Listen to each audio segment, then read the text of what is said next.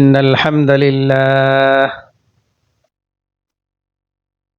نحمده ونستعينه ونستغفره ونؤمن به ونتوكل عليه ونعوذ بالله من شرور أنفسنا ومن سيئات أعمالنا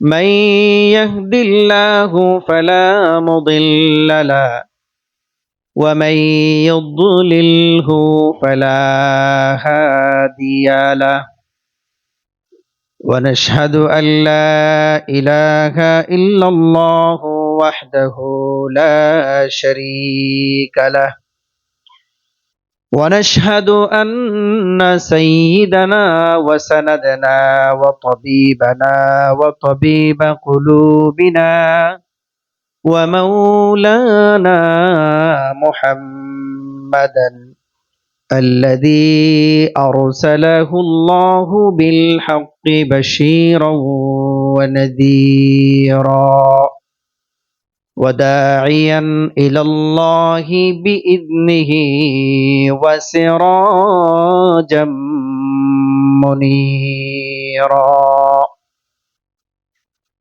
أما بعد فأعوذ بالله من الشيطان الرجيم بسم الله الرحمن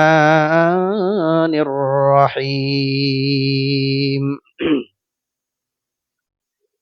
ومن يبتغ غير الإسلام دينا فلن يقبل منه وهو في الآخرة من الخاسرين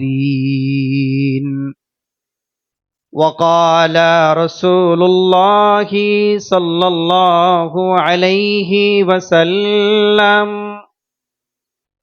إن الدين النصيحة 3 مرات قالوا لمن يا رسول الله قال لله ولرسوله ولكتابه ولأئمة المسلمين وعامتهم أو كما قال عليه الصلاة والسلام صدق الله العظيم وصدق رسوله النبي الكريم ونحن على ذلك لمن الشاهدين والشاكرين والحمد لله رب العالمين محبতের সাথে درود ইব্রাহিম পাঠ করি اللهم صل على محمد وعلى آل محمد كما صليت على إبراهيم وعلى آل إبراهيم إنك حميد مجيد اللهم بارك على محمد وعلى آل محمد كما باركت على إبراهيم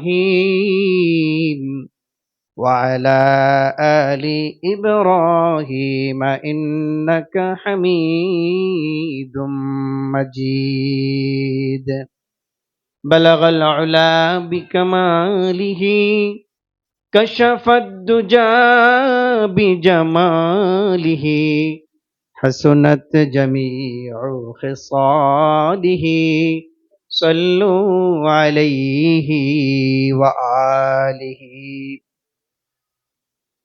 मोहब्बत की ये रेत किसने चलाई उखुवत के गुलदान किसने सजाई हमारे नबी ने हमारे नबी ने बलगल उला बिकमालिही कशफत दुजा बिजमालिही हसनत जमीउ खिसालिही सल्लु अलैहि व आलिही।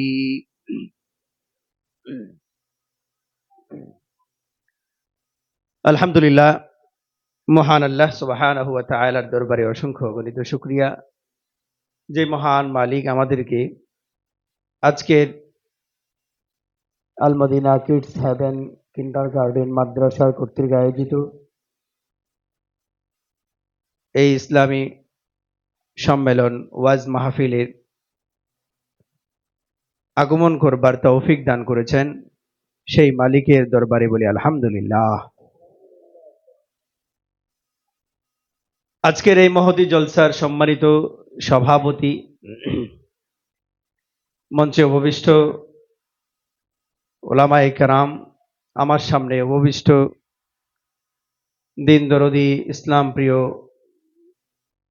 যুবক ভাইয়েরা, পিতৃতুল্য বাবারা, পর্দার অন্তরালে অবস্থানরত আমার সম্মানিতা মা ও বোনেরা, সকলের প্রতি রইল আন্তরিক শুভেচ্ছা ও অভিনন্দন। মোহতারাম হাজরিন, আমি যে বিষয়টি আপনাদের সামনে আলোকপাত করব সেটি হলো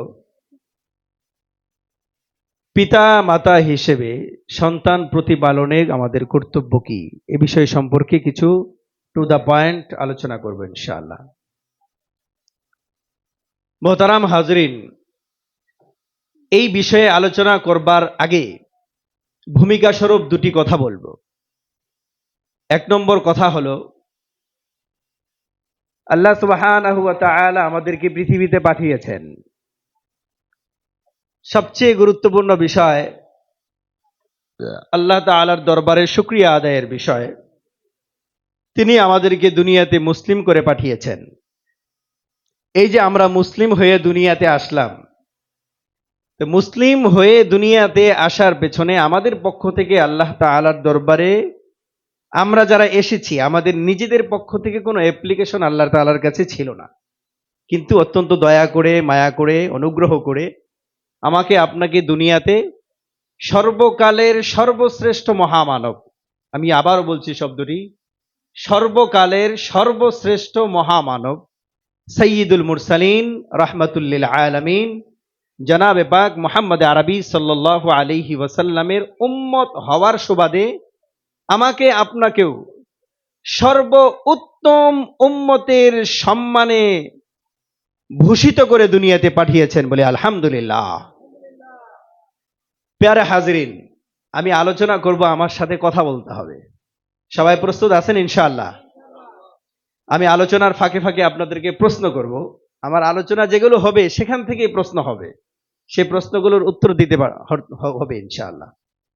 আমি বিশ্বাস করি এখানে যারা বসা আছেন আমার কলিজার টুকরো যুবক ভাইয়েরা, পিতৃতুল্য আমার বাবা যারা আছেন, সম্মানিত মা ও বোনেরা আছেন, সবাই নিজ নিজ জায়গা থেকে প্রত্যেক এর নিজের পরিবারের মধ্যে সচেতন ব্যক্তি, সবাই দায়িত্বশীল, সবার অনেক কর্মব্যস্ততা আছে।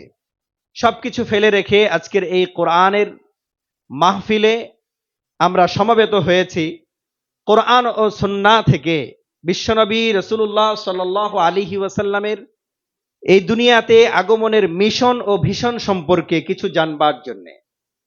মোহতারাম হাজরিন, আল্লাহ জাল্লা শানুহু এই পৃথিবীকে সৃষ্টি করেছেন অনেক আগ থেকে। পৃথিবীর অনেক বয়স হয়ে গিয়েছে। আমরা দেখি এখন আজকে 2024 অতিক্রম করে 2025-এ পদার্পণ করেছি। 2025-এর 4 জানুয়ারি আজকে চলছে। এই যে আল্লাহ সুবহানাহু ওয়া তাআলা আমাদেরকে সময় গণনা করবার জন্যে মাস দিয়েছেন, বছর দিয়েছেন, আরেকটু ছোট্ট করে যদি বলি পক্ষ দিয়েছেন, সপ্তাহ দিয়েছেন, দিন দিয়েছেন, এবং ঘন্টা দিয়েছেন, সেকেন্ড দিয়েছেন, মিনিট দিয়েছেন। এই যে যে সময় গণনার এক একটা ব্যবস্থাপনা তিনি করে দিয়েছেন। কোন বর্ষটা চান্দ্র বর্ষ হয়, চাঁদের হিসেবে বছর গণনা করা হয়, যেটাকে বলা হয় আরবি বর্ষ বা হিজরি বর্ষ।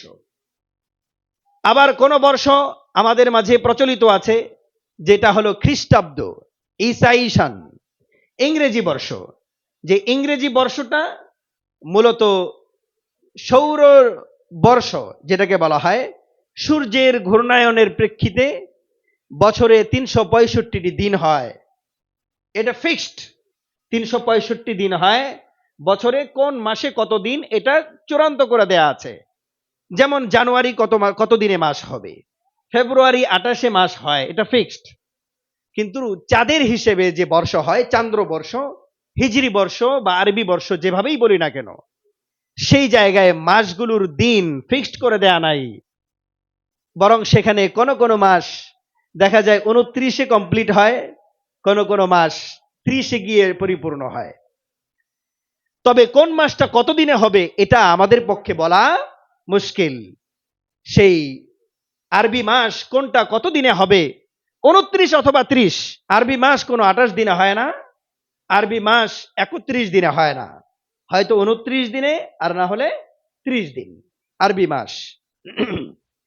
মোহতারাম হাজরিন, আমি একজন ইতিহাসের ছাত্র হিসেবে ঐতিহাসিকভাবে যদি এই পৃথিবীর মানুষের জীবনযাত্রার মানকে মূল্যায়ন করি, তাহলে দেখা যায় ঐতিহাসিকভাবে এই মানুষের উপর দিয়ে খ্রিস্টপূর্ব দীর্ঘ একটা সময় 2025 সাল, 2025 সাল ঈসা আলা নবীনা আলাইহিস সালাতু ওয়াস সালামের জন্মের সময় থেকে তার আগে পৃথিবীর দীর্ঘ একটা সময় চলে গেছে, যেটাকে বলা হয় প্রাগ ঐতিহাসিক যুগ।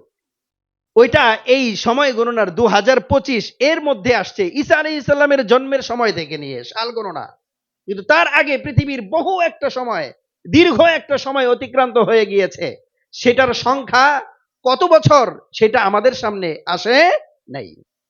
মোহতারাম হাজরিন, প্রাচীন যুগ মানুষের উপর দিয়ে অতিক্রান্ত হয়ে গিয়েছে, মধ্যযুগ অতিক্রান্ত হয়ে গিয়েছে, আধুনিক যুগ চলছে।